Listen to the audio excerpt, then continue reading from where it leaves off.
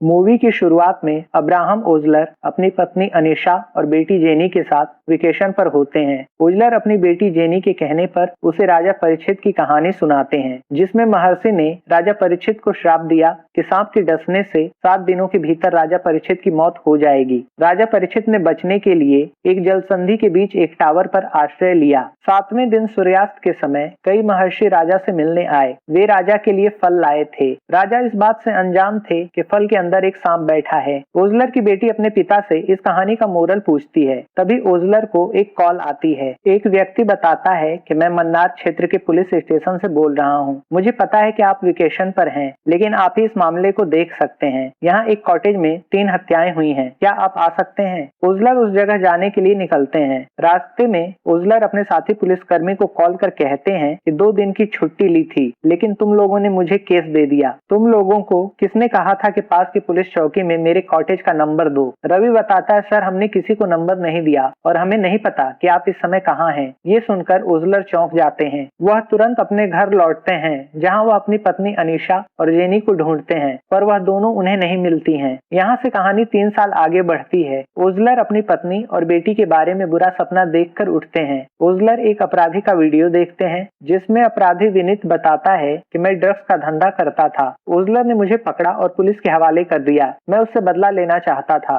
Jail से बाहर आने के बाद मैंने ओजलर का पीछा किया। मैंने कॉल कर ओजलर को घर के बाहर भेजा। फिर ओजलर के जाने के बाद मैं ओजलर की पत्नी और बेटी को किडनैप कर दूर जंगल में ले गया। वहाँ उनकी हत्या कर उनके टुकड़ों को एक प्लास्टिक में रखा। बस इतना ही याद है। विनीत बताता है कि उसने उस समय अत्यधिक ड्रग्स ले रखी थी जब पुलिस ने उसे अरेस्ट किया। वीडियो में एक पुलिसकर्मी विनीत से कहता है, तुम्हारी कार को ओजलर के घर के पास देखा गया था। कार के रजिस्ट्रेशन नंबर की मदद से हमने तुम्हें फॉलो कर पकड़ लिया। तुम्हारी कार से ओजलर की पत्नी और बेटी की खून से रंगे कपड़े मिले हैं, पर तुमने उनकी डेड बॉडी को कहाँ छिपाया है? विनीत कहता है, मुझे याद नहीं मैंने उन्हें कहाँ दफनाया। मैंने उस समय ड्रग्स ले रखी थी। ओजलर ये वीडियो देखकर निराश हो जाते हैं। ओजलर एक कंसल्टेंट से मिलते हैं, जो ओजलर को सलाह देता है कि काम में मन लगाओ। पिछली बातों को याद करने से तुम भ्रम की स्थिति में जा रहे हो। वह बताता है कि पिछले 3 सालों से सही नींद न लेने के कारण तुम हेलियोसिनेशन की स्थिति में जा रहे हो। अगले दिन ओजलर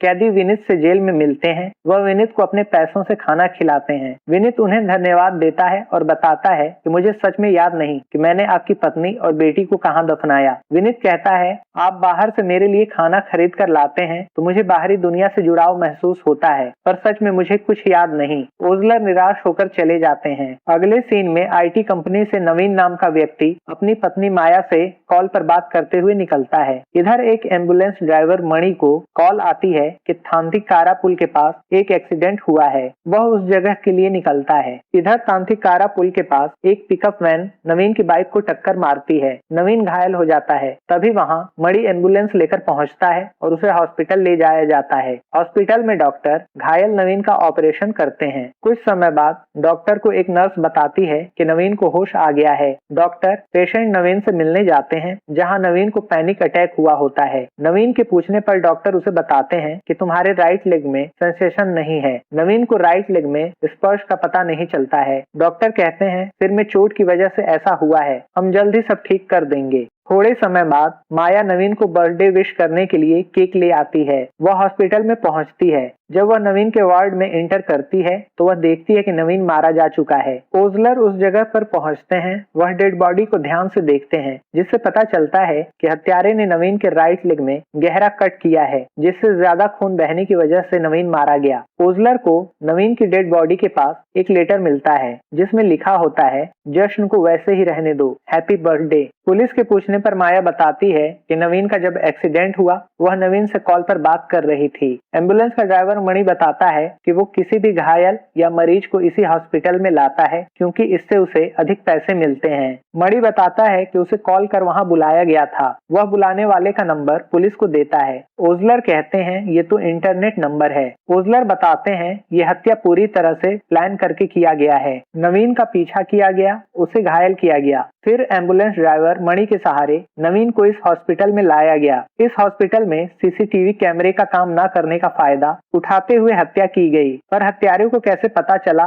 कि उसके राइट लेग में सेंसेशन कम है? उसे रिपोर्ट का पता कैसे चला? पुलिस हॉस्पिटल स्टाफ से पूछताछ करती है पर किसी को कुछ भी पता नहीं होता है। उस हॉस्पिटल के डॉक्टर अरुण बताते हैं कि हॉस्पिटल का कोई भी व्यक्ति ऐसा कुछ गलत काम नहीं कर सकता है। ओजलर नवीन के पिता डॉक्टर शिव कुमार से पूछते हैं कि नवीन या आपका कोई दुश्मन है। डॉक्टर कहते हैं नहीं, ऐसा कुछ नहीं। अगले सीन में फॉरेंसिक एक्सपर्ट ओजलर और उनकी टीम को बताता है कि नवीन को एक्सीडेंट में कम चोट लगी, लेकिन उसके राइट लेग में हुई ब्लीडिंग की वजह से मौत हुई। यहाँ लेग पर 6 सेंटीमीटर का गहरा घाव किया गया, जिससे ये खून बहने से धीरे धीरे मारा गया। सब इंस्पेक्टर दिव्या कहती है हो सकता है हत्यारा मेडिकल प्रोफेशन से हो। फॉरेंसिक एक्सपर्ट कहता है हाँ हो सकता है, पर उसे प्रैक्टिकल एक्सपीरियंस कम है। उसने मर्डर के लिए 11 नंबर स्कैल्पल का इस्तेमाल किया है। हमारे सर्जन गहराई की सर्जरी में इसका इस्तेमाल करते हैं। अगले दिन पुलिस नवीन के एक्सीडेंट वाली जगह के पास की जगहों के सीसीटीवी फुटेजेस देखती है, जिसमें उन्हें एक बोलेरो पिकअप वैन पर संदेह होता है। पुलिस उस एक्सीडेंट वाली जगह के आसपास लोगों से पूछताछ करती है। पुलिस नवीन के कॉल और मैसेजेस उसके मोबाइल से बैकअप कर जांच करती है,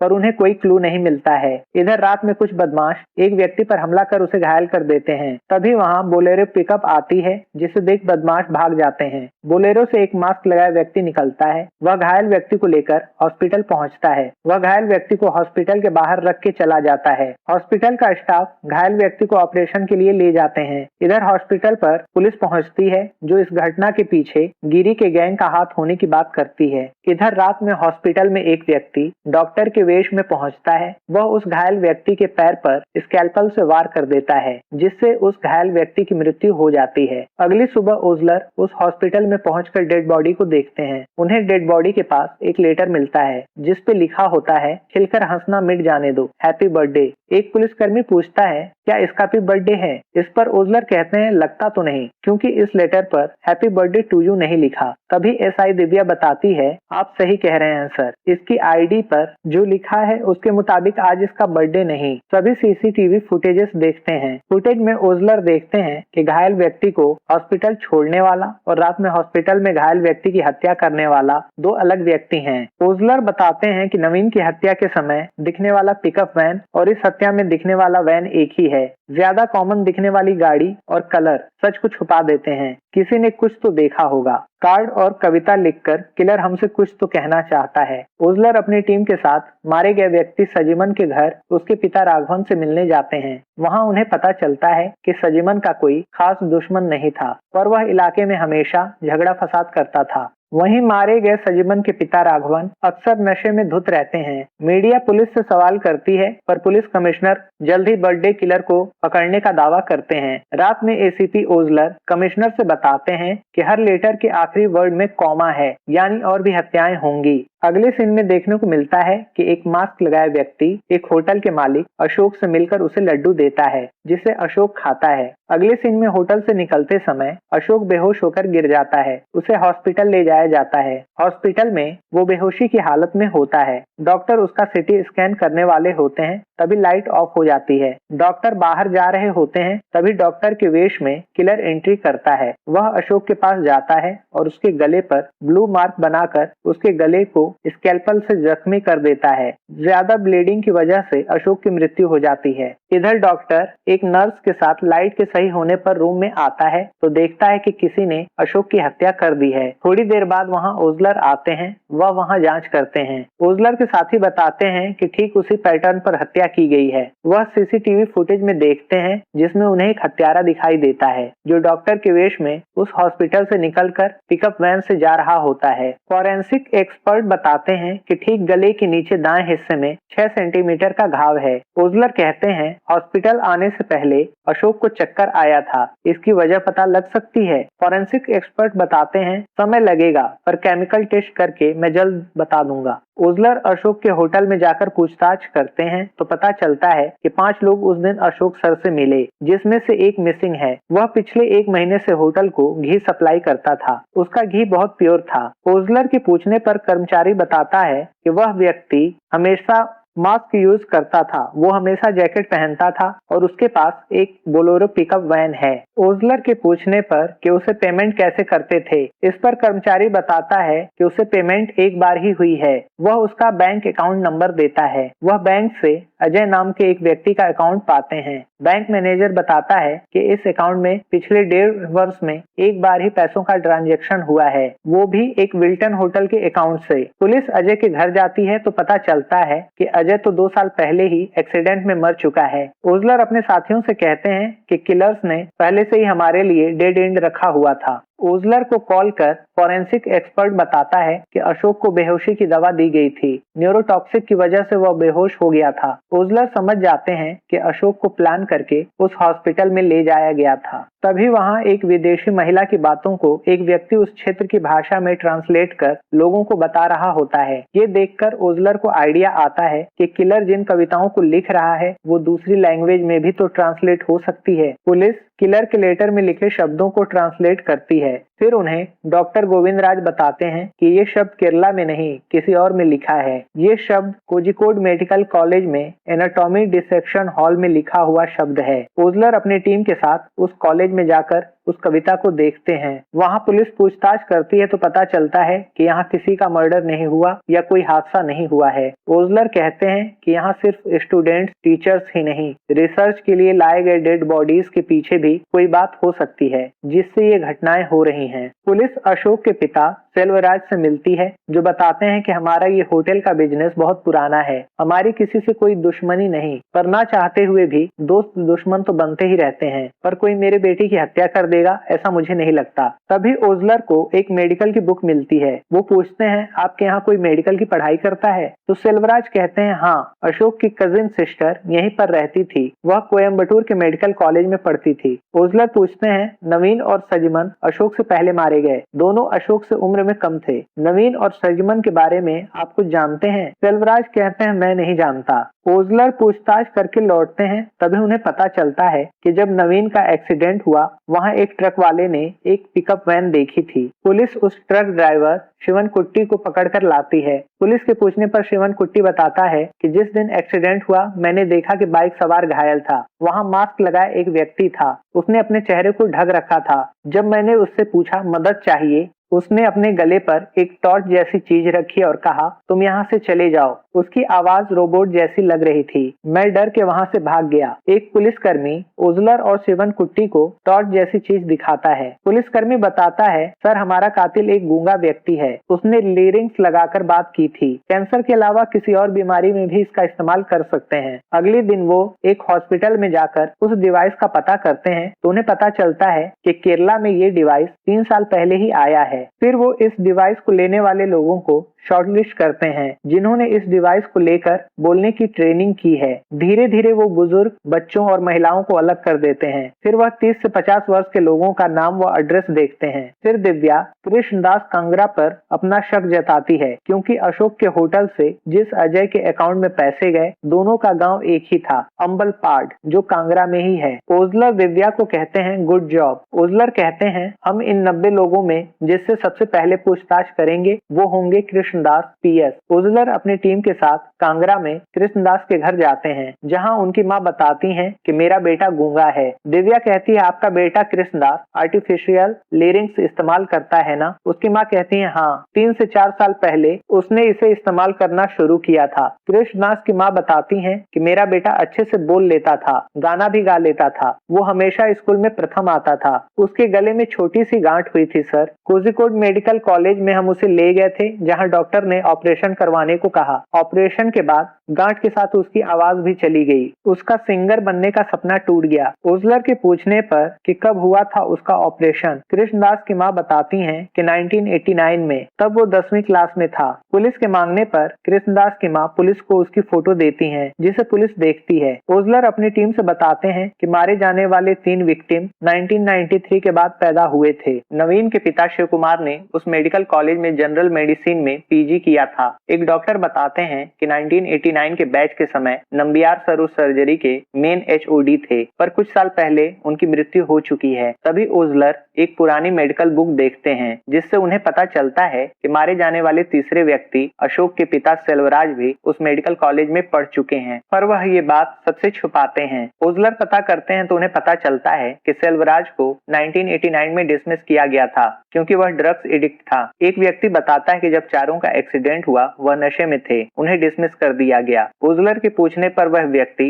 4 लोगों का नाम बताता है। नवीन के पिता शिव कुमार, सेवी पन्नू, अलेक्जेंडर और अशोक के पिता सेल्वराज। वह व्यक्ति बताता है कि सेवी आपके पुलिस डिपार्टमेंट में चीफ फॉरेंसिक सर्जन है। अलेक्जेंडर कार ड्राइव कर रहा था। वह एक्सीडेंट के बाद कुछ महीनों तक कोमा में था। ये जानने के बाद ओजलर समझ जाते हैं कि ये घटना आज की हत्याओं से जुड़ी है। वहीं ओजलर को सेवी का पता करने पर पता चलता है कि सेवी एक ऑपरेशन कराने जा रहा है। ओजलर कहते हैं कि वो डॉक्टरों के बच्चों को टारगेट कर रहे हैं। ओजलर अलेक्जेंडर को वीडियो कॉल करते हैं तो पता चलता है कि अलेक्जेंडर डर की वजह से दुबई गया हुआ है। इधर अगले दिन सेवी ऑपरेशन कराने जाता है तो ओजलर उसे बताते हैं कि आपकी जान को खतरा है, पर सेवी कहता है जो होना है वो हो के रहेगा। सेवी और कुछ नहीं बताता और वहां से चला जाता है। ओजलर समझ जाते हैं कि सेवी डरा हुआ है और उसे पता है कि उसे किससे खतरा है। सेवी कॉल कर सेल्वराज से बात करता है। ओजलर मारे गए दूसरे व्यक्ति सजीमन के पिता राघवन से पूछताछ करता है कि तुम्हें 1989 में कृष्णदास के ऑपरेशन के बारे में कुछ पता है?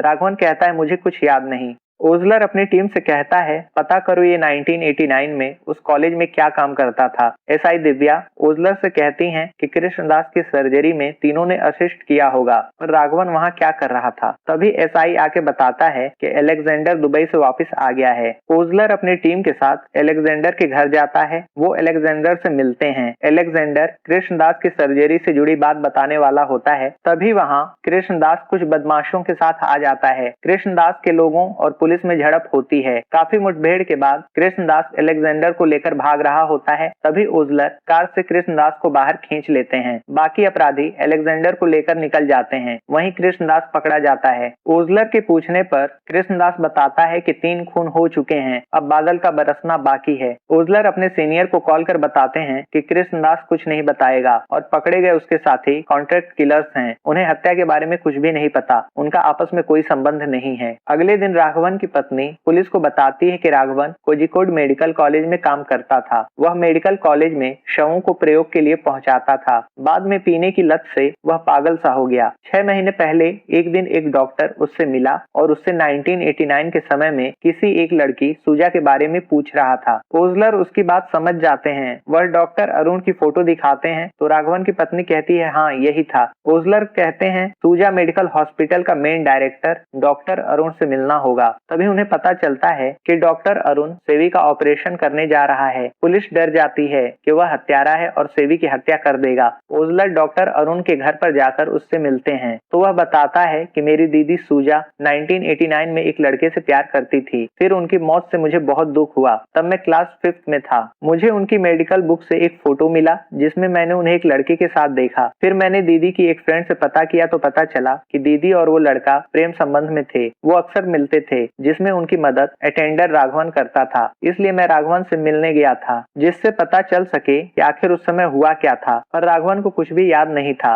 ये कहकर डॉक्टर अरुण ओजलर को अपनी दीदी और उस लड़की की तस्वीर देता है। ओजलर उस फोटो को ध्यान से देखते हैं। इधर एक व्यक्ति सेवी को हॉस्पिटल से किडनैप कर लेता है। एसआई दिव्या इसकी खबर ओजलर को देती है। ओजलर अपने साथी पुलिसकर्मी से बताते हैं कि फोटो में सूजा का प्रेमी अलेक्जेंडर है। मैंने फोटो में एक मोनजाई का पेड़ देखा जो अलेक्जेंडर के घर में भी था। ये ग्रांड प्लान का क्लाइमैक्स है जिसे कृष्णदास और अलेक्जेंडर ने मिलकर बनाया। ओजलर कहते हैं अलेक्जेंडर ही है मेन हत्यारा। ओजलर कहते हैं अलेक्जेंडर का दूसरा हमशक्ल भी है जो असली अलेक्जेंडर है। तभी ओजलर को उसके सीनियर बताते हैं कि तुम्हारा शक सही था। आधार कार्ड पर 3 साल पहले सुधाकरन ने अपना नाम अलेक्जेंडर कराया और वह दुबई गया, जबकि असली अलेक्जेंडर यही है जो असली हत्यारा है। ओजलर कहता है जहाँ से शुरुआत हुई थी वहीं चलो, कोझिकोड मेडिकल कॉलेज में एनाटॉमी डिसेक्शन हॉल में। वहीं मिलेगा असली अलेक्जेंडर। अलेक्जेंडर सेवी को उसी कॉलेज के एनाटॉमी हॉल में ले जाता है। वह कहता है, तुमने मेरे साथ जो किया अब मैं तुम्हारे साथ करूंगा, सेम 11 नंबर स्कैल्पल से।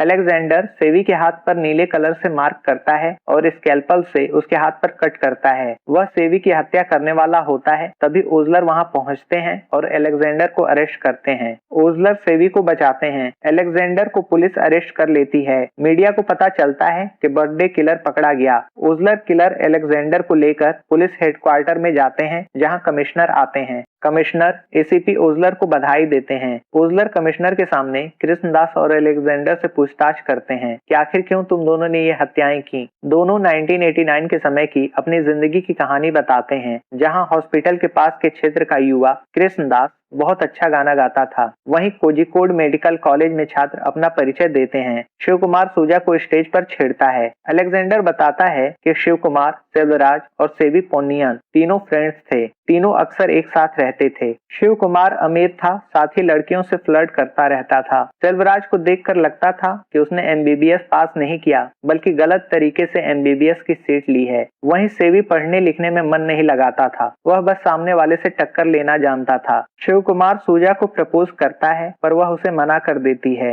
हॉस्पिटल में एक मरीज के परिवार वाले सेवी को मरीज को देखने को बोलते हैं, पर सेवी कहता है कि पहले एक्सरे हो जाए तब इलाज होगा। लेकिन अलेक्जेंडर ने खुद उस व्यक्ति का इलाज किया और उसकी जान बचाई। वहां सीनियर डॉक्टर आते हैं और अलेक्जेंडर की बड़ाई करते हैं। वहीं सेवी को डांट लगाते हैं। अलेक्जेंडर क्लास में सूजा को देखता है। वह सूजा को पसंद करने लगता है। अलेक्जेंडर बताता है कि मैं सूजा को प्यार करने लगा। वह ओजलर से पूछता है कि आपने कभी प्यार किया है। अलेक्जेंडर 1989 के समय में सूजा के पास डेयरी मिल्क रखता है, फिर डर के डेयरी मिल्क उठाने लगता है। तभी सूजा उसे मना करती है और डेयरी मिल्क रख लेती है। ये देखकर अलेक्जेंडर खुश हो जाता है। फिर समय के बीतने के साथ अलेक्जेंडर और सूजा चोरी छिपे मिलने लगते हैं। दोनों एक दूसरे से प्यार करने लगते हैं। ये देख शिव कुमार, सेल्वराज और सेवी गुस्सा होते हैं। कुछ समय पश्चात कृष्णदास अपने गले में गांठ पाता है। वह अपनी मां को बताता है। इधर शिव कुमार, सेल्वराज और सेवी गुस्सा होते हैं कि अलेक्जेंडर धीरे धीरे बड़ा डॉक्टर बन रहा है और उसने सूजा को भी पा लिया।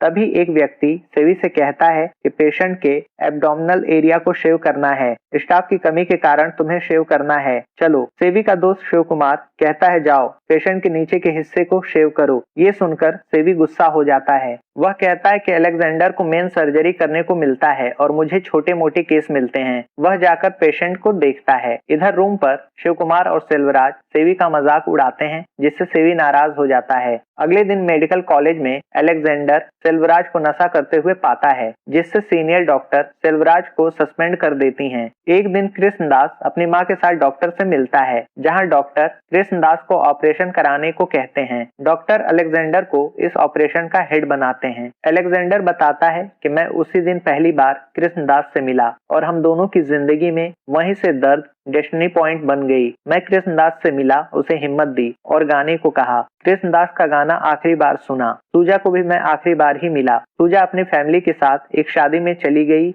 ये बोलकर कि वो 1 महीने बाद आएगी। तभी अलेक्जेंडर राघवन को पैसे देता है कि किसी को इस बारे में कुछ मत बताना। कॉलेज में डॉक्टर के कहने पर शिव कुमार सेवी को बताता है कि एक पेशेंट ने रबर पेड़ के दूध को पी लिया है, उसके एनएस में पेन है। शिव कुमार ये कहकर हंसता है। सेवी कहता है, अलेक्जेंडर क्या कर रहा है? इस पर शिव कुमार बताता है, वो तो एमबीबीएस सर्जन तक पहुंच गया है। सेवी गुस्सा होता है कि उसे मेन सर्जरी का काम और मुझसे जख्म पर पट्टी बंधवाने का काम देते हैं। वह गुस्से में जाकर उस मरीज को देखता है। अगले सीन में कृष्णदास के गले की गांठ का ऑपरेशन चलता है, जहां आकर एक नर्स बताती है कि एक पेशेंट की हालत खराब है। सीनियर डॉक्टर आगे का ऑपरेशन अलेक्जेंडर पर छोड़कर चले जाते हैं। अलेक्जेंडर ऑपरेशन सफलता से कर लेता है और स्टिचेस दे देता है। वह सेवी से कहता है, कट द टाई, लेकिन सेवी जानबूझकर कृष्णदास के गले में जख्म कर देता है। अलेक्जेंडर ये देखकर चौंक जाता है। कृष्णदास की आवाज चली गई। अलेक्जेंडर बताता है कि मुझ पर बोझ सा आ गया। मुझे लगा कि मैंने कृष्णदास के सपनों को उजाड़ दिया।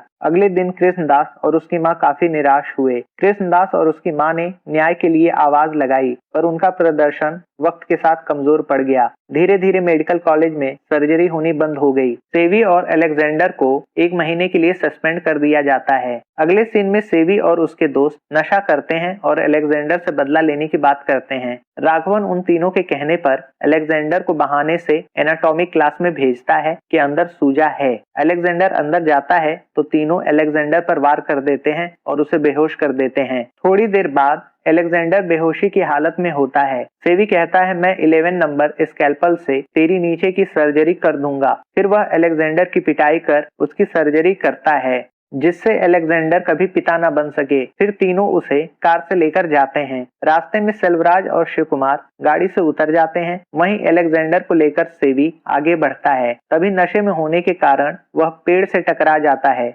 अलेक्जेंडर पेड़ से टकराता है और अलेक्जेंडर कोमा में चला जाता है। डॉक्टर्स के सामने तीनों अलेक्जेंडर को ही इस दुर्घटना के लिए जिम्मेदार बताते हैं। वह कहते हैं कि अलेक्जेंडर ही नशा करके गाड़ी चला रहा था। 8 महीनों तक अलेक्जेंडर कोमा में था।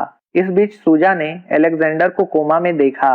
उसे डॉक्टर ने बताया कि जीसीएस स्टिल 0, ये शायद अब कोमा से कभी बाहर नहीं आ पाएगा। ये सुनकर सूजा निराश होकर घर जाने लगी। रास्ते में उसने बस के आगे कूदकर आत्महत्या कर ली। तभी अचानक से कुछ दिनों बाद अलेक्जेंडर को होश आ गया। अलेक्जेंडर कहता है, मैं अपनी याददाश्त खो चुका था, मुझे तो ये पता भी नहीं चला ओजलर। धीरे धीरे समय के साथ मैं सही होता गया, पर मुझे मेरे एक्सीडेंट के समय की पहले की घटनाएं याद नहीं थीं। अलेक्जेंडर बताता है कि धीरे धीरे कुछ घटनाएं याद आने लगीं, पर समय के साथ एक दिन माँ भी गुजर गई। अलेक्जेंडर कहता है कि एक दिन मैं 3 साल पहले टीवी देख रहा था। टीवी पर मैंने कृष्णदास का इंटरव्यू देखा। ये एक यंत्र के माध्यम से इंटरव्यू दे रहा था। फिर इसका गाया गाना प्ले हुआ। मुझे धीरे धीरे सब याद आ गया। सूजा भी। पता करने पर पता चला कि उसने आत्महत्या कर ली थी। मैं कृष्णदास से मिला और बताया कि मैं अलेक्जेंडर हूँ। तुमने जो गाना आखिरी बार गाया वो मेरे लिए था। फिर हम दोनों ने प्लान बनाया, तीनों के बारे में जानकारी ली। फिर हमने एक एक करके हत्याएं की। ओजलर कहते हैं, तुमने शिव कुमार, सेल्वराज और राघवन के बच्चों को मार डाला, लेकिन सेवी की बेटी जो अमेरिका में रहती है उसे क्यों छोड़ दिया? ओजलर कहते हैं, क्योंकि आप सेवी को उससे भी बड़ी सजा देना चाहते हैं। अलेक्जेंडर कहता है, आपके पास उन सभी के खिलाफ सबूत नहीं है, आप उन्हें गिरफ्तार नहीं कर सकते हैं, इसलिए हम दोनों ने खुद उन्हें सजा देने का सोचा है। तभी वहां सेवी आता है और ओजलर को उसकी जान बचाने पर थैंक्स बोलता है। अलेक्जेंडर कहता है कि सेवी, पुराने एचओडी के मुताबिक तुमने कभी भी जिंदा इंसान के शरीर में चाकू नहीं लगाया, बल्कि फॉरेंसिक डिपार्टमेंट में डेड बॉडी की चीर फाड़ कर मशहूर हो गए हो। सभी जानते हैं अगले हफ्ते इसके लिए तुम्हें अवार्ड भी मिलने वाला है, बधाई हो। अलेक्जेंडर कहता है कि तुम्हारी वजह से हमारी जिंदगी बर्बाद हो गई। इस पर सेवी कहता है, ये तो किस्मत का खेल है, गॉड किसी की मदद करता है तो किसी की नहीं। आज मैं तेरे सामने जिंदा बैठा हूँ, इसका मतलब भगवान मेरे साथ है। अलेक्जेंडर मुस्कुराता है और कहता है कि तेरे भगवान तेरे साथ हैं, पर मेरा भगवान डेविल है। सेवी कहता है, देखते हैं तेरा भगवान क्या कर सकता है। ओजलर सेवी से कहते हैं, मुझे दुख है कि मारे जाने वालों में तुम नहीं थे सेवी। सेवी कहता है, ओजलर तुमने मुझे निराश किया। सेवी वहां से चला जाता है। अगले दिन सेवी अवार्ड लेने जाता है और माइक पर स्पीच देता है। वह कहता है कि काफी कोशिशों के बाद हत्यारे ने केवल एक खरोंच ही दिया। इस बीच वह खांसने लगता है। वहां ओजलर मौजूद होते हैं, जिसे फॉरेंसिक एक्सपर्ट कॉल कर बताते हैं, जब अशोक की मौत हुई, एक नीले इंक की तुमने बात की थी, उसकी हैदराबाद में जांच की गई, उसका रिजल्ट आ गया है। ओजलर पूछता है, वह क्या है? एक्सपर्ट बताता है कि वो कोई मामूली इंक नहीं, मेथनाइल इंक है। उसके साथ और भी तत्व हैं जो बैक्टीरिया कल्चर है। वह रेयर तरीके का गंभीर बैक्टीरिया है जिससे शरीर नीला पड़ जाता है। ये क्रोमोबैक्टीरियम वोल्केम बैक्टीरिया है। ये शरीर में चला जाए और खून में मिल जाए तो 7 दिनों में व्यक्ति की मौत निश्चित है और इसका कोई एंटीडोट नहीं। ओजलर देखता है कि सेवी खांसते हुए गिर गया, फिर तड़प कर मारा गया, क्योंकि अलेक्जेंडर ने सेवी के हाथ पर इंक लगाकर उसके हाथ को जख्मी किया था, जिससे बैक्टीरिया सेवी के खून में मिल चुका था और सेवी मारा गया। तभी ओजलर को राजा परीक्षित की कहानी याद आती है कि महर्षियों ने राजा परीक्षित को फल दिया जिसमें सांप था, पर राजा को ये पता नहीं था। इधर सेल्वराज और शिव कुमार की पत्नियां घर छोड़ देती हैं, वहीं राघवन नशे के कारण मारा जाता है। कुछ दिनों बाद ओजलर जेल में खाना लेकर पहुंचते हैं। वह वहां अलेक्जेंडर और कृष्णदास से मिलते हैं। अलेक्जेंडर कहता है कि मैंने सेवी की बेटी जो अमेरिका में रहती है उसे कुछ नहीं किया, उसकी वजह आप हैं ओजलर। मैंने अपना दिल बदलकर ये किया बस आपके लिए। आपकी खोज में अच्छा रिजल्ट आया,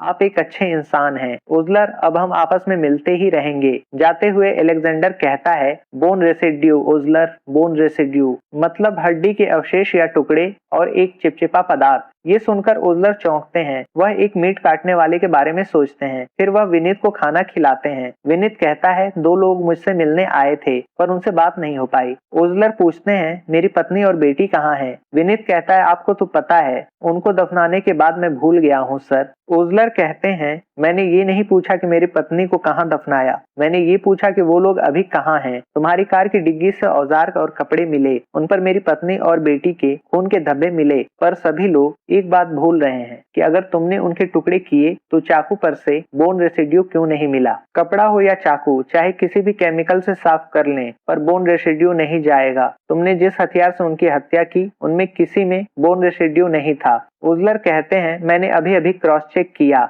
कि मेरी पत्नी और बेटी को काटकर दफनाया नहीं गया। तुमने ये सब नहीं किया। विनीत बताओ इसके पीछे कौन है? इस पर विनीत हंसता है और कहता है फाइनली तुम्हें पता चल गया। कितने दिनों से मैं इसका इंतजार कर रहा था। बहुत बड़े इन्वेस्टिगेटर हो, होशियार हो तो पता लगाओ। देखते हैं तुम क्या पता लगा सकते हो ओजलर। ओजलर मुस्कुरा के विनीत को देखते हैं। दोस्तों यहीं पर ये मूवी समाप्त हो जाती है।